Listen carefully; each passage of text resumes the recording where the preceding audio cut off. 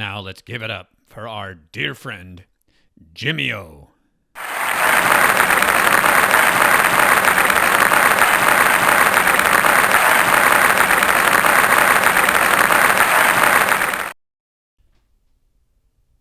I'm currently without a therapist. My therapist for over 15 years retired, or at least that's what he told me.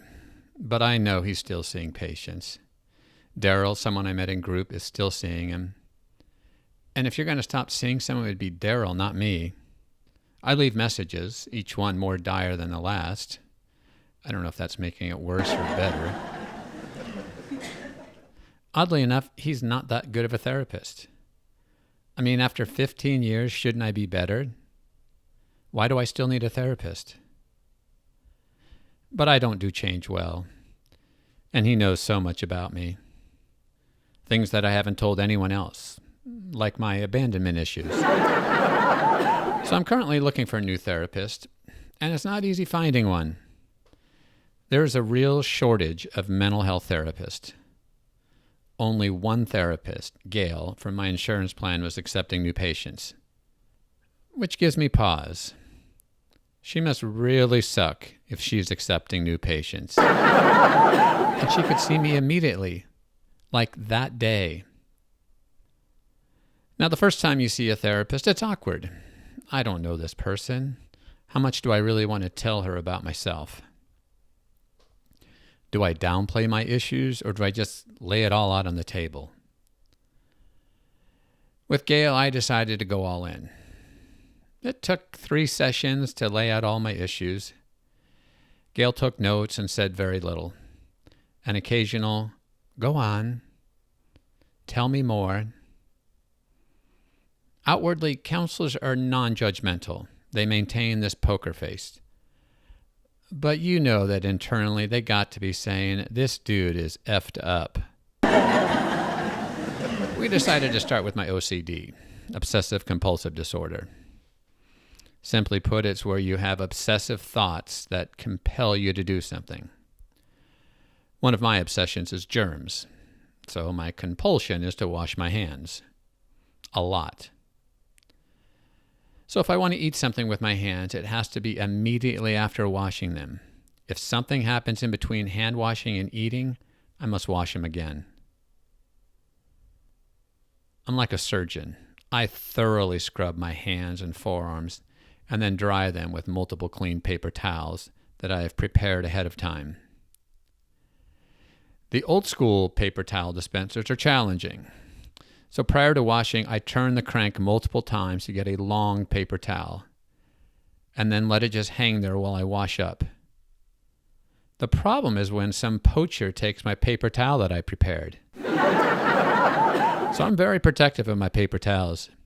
If I see someone go for them, I loudly shout out, "Those are mine."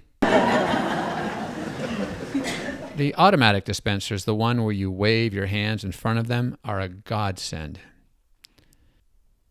The absolute worst are the electric blowers. I like the cleanliness aspect to them, but I have nothing to open the door with. I either wait in there until someone else comes in, wait for a dude to finish his business, or I gently kick on the door and ask to be let out. Waiting for a dude to finish his business is a bit tricky. If they're at the urinal, I can just stall at the sink and then huddle up right next to them when they exit.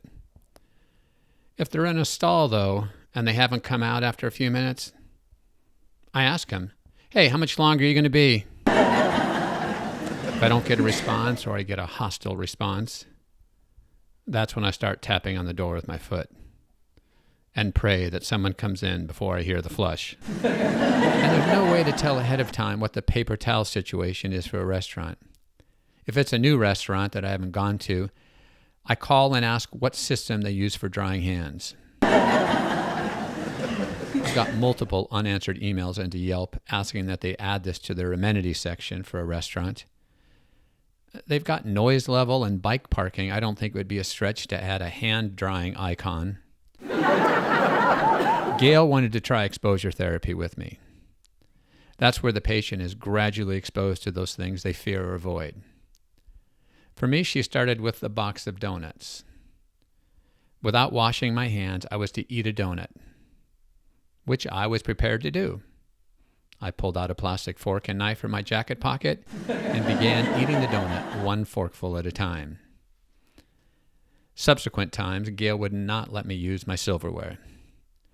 So I would carefully pick up a donut with just 2 fingers and eat around that part that was touching my fingers, and then toss that part in the garbage. But then Gail took it too far. On our 3rd exposure trial, she handed me the donut. She picked it up and handed it to me with the instructions to eat the whole thing. I carefully observed where her grubby paws were touching the donut, and then carefully placed my 2 fingers on the donut and very methodically started eating parts that were still pure, that hadn't been touched. After about 5 minutes, the donut looked like a starfish, and I was done. I set the donut down and bid farewell to Gail. I turned to online counseling.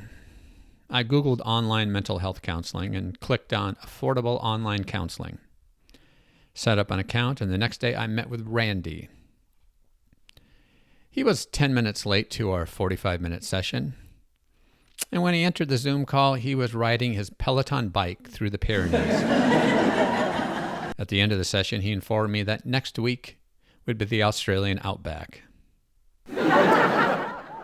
I tried a few other online therapists. There was Anne, or I should say Anne's cat. Never actually saw Anne.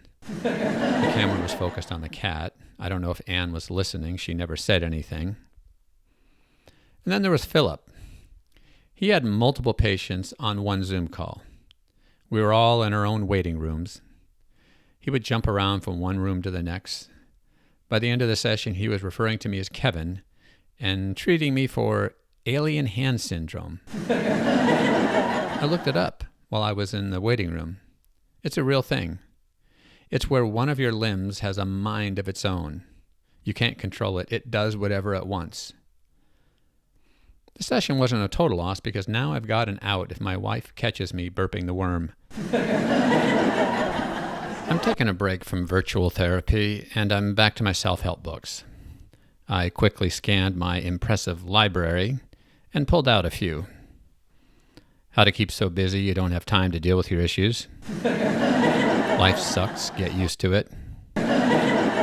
Anxiety, get out on the ledge and jump. But to be honest, none of them are any good. Never found a book that works. But that doesn't stop me from looking for the Holy Grail.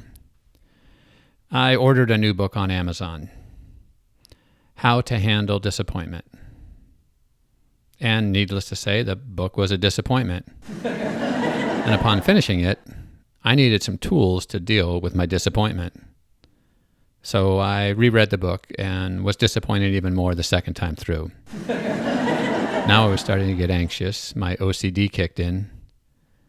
So I read the book again. Thanks, everybody. You've been wonderful. Have a great night.